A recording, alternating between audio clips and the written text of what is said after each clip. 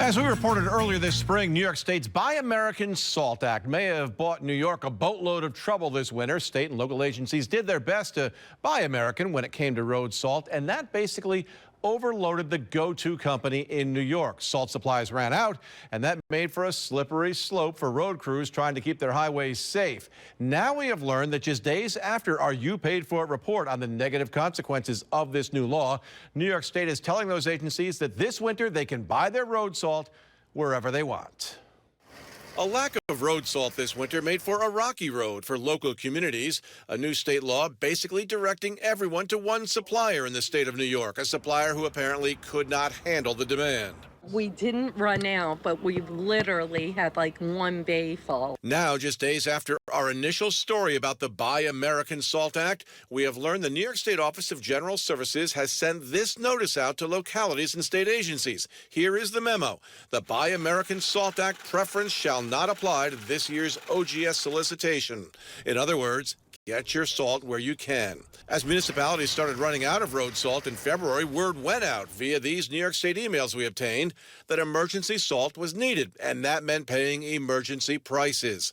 The city of Troy issued an emergency declaration and was able to get its hands on an emergency supply. So what happened, Greg, was apparently the state, they contracted with one contractor, and unfortunately for many of us municipalities that piggyback on that OGS contract, all of a sudden our trucks were showing up and we were waiting for salt. Troy got off fairly cheap, purchasing 2,300 tons of salt at a cost of more than $168,000. That's $72 a ton compared to the average price of, say, $40 to $50. For others, it was a very different story. The New York State Office of General Services, OGS, managed to procure 60,000 tons of emergency salt. Normally, that would cost about $50 a ton, or an even $3 million. OGS claims it has not reconciled the figures yet, but the emergency price was likely about double. An extra $3, maybe even $4 million taxpayers are on the hook for. Some counties made their own emergency purchases. We've learned Erie County purchased 10,000 tons of emergency salt on February 5th.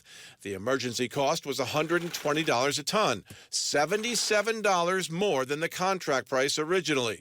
Total cost to Erie County taxpayers for that one emergency purchase, $1.2 million, more than double what they were paying for salt the rest of the year.